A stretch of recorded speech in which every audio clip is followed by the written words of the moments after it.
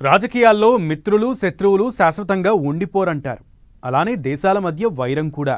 3 నెలల క్రితం వరకు భారత్కి శత్రు దేశంలా వ్యవహరించిన కెనడా ఇప్పుడు తన తీరు పూర్తిగా మార్చేసుకుంది.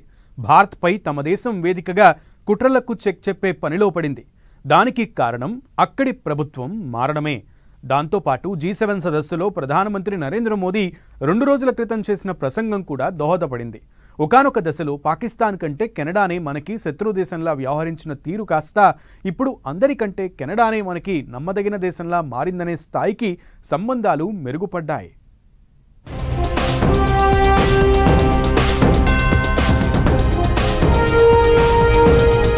రెండేళ్ల తరువాత భారత్కి దగ్గరగా మెసులుతోన్న కెనడా, భారత్పై కుట్ర జరుగుతుందంటూ సమాచారం పంచుకున్న కెనడా, ప్రస్తుతం అమెరికా కంటే కెనడానే భారత్కి మిత్రదేశమా?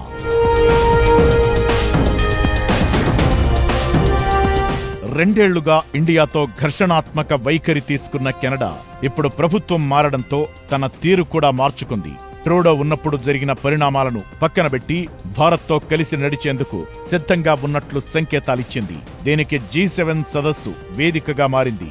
ఇదే సమయంలో ట్రంప్ మోదీకి అమెరికా రావాలని పిలుపిచ్చినా మోదీ దాన్ని కేర్ చేయలేదు. మరోసారి కలుద్దామంటూ లైట్ తీసుకున్నారు. దానికి పాకిస్తాన్కి ట్రంప్ ఇస్తున్న ప్రాముఖ్యతే కారణం.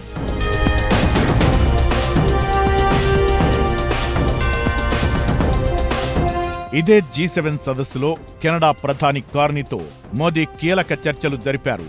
గత ప్రధాని జస్టిన్ ట్రూడో వైఖరి కారణంగా ఉభయ దేశాల నడుమ దెబ్బతిన్న సంబంధాల పునరుద్ధరణకు నిర్ణయించారు.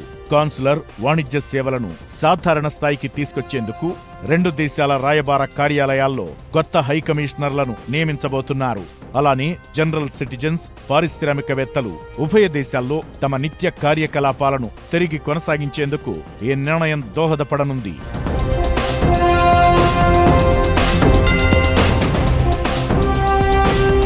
రెండేళ్ల క్రితం ప్రధానిగా ఉన్న ట్రూడో కెనడాలో సిక్కు వేర్పాటువాద నేత హర్దీప్ సింగ్ నిజ్జర్ హత్యలో భారత హస్తం ఉందని ఆరోపించారు. అప్పట్నుంచి 2 దేశాల మధ్య గ్యాప్ పెరిగి చివరకు రాయబారులను బహిష్కరించుకునేంత వరకు వెళ్ళింది. అయితే మార్క్ కార్నీ ప్రధానిగా బాధ్యతలు స్వీకరించిన వెంటనే ఈ గ్యాప్ తగ్గించడం ప్రారంభమైంది.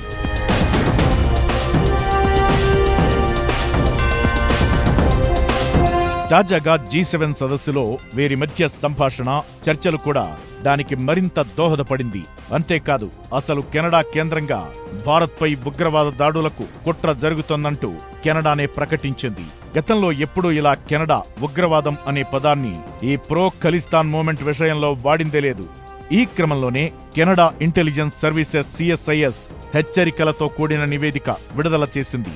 భారత్ని లక్ష్యంగా చేసుకుని హింసాత్మక కార్యకలాపాలను ప్రోత్సహించడానికి, నిధుల సేకరణకు ప్రణాళిక వేయడానికి కెనడాను స్థావరంగా ఉపయోగిస్తున్నారని మొదటిసారి అధికారికంగా ధృవీకరించింది. దీంతో ఇకపై భారత్లో కెనడా ప్రభుత్వం ఉగ్రవాదంపై పోరాటంలో కలిసి వస్తున్నట్లు స్పష్టమైన సంకేతాలను పంపినట్లయింది. ఓవైపు పనికిమాలిన పాకిస్తాన్ని దగ్గరకు తీస్తున్న అమెరికా కంటే కెనడానే భారత్కి మిత్రదేశంగా మారుతున్నట్లుంది అని విశ్లేషకులు అంచనా వేస్తున్నారు.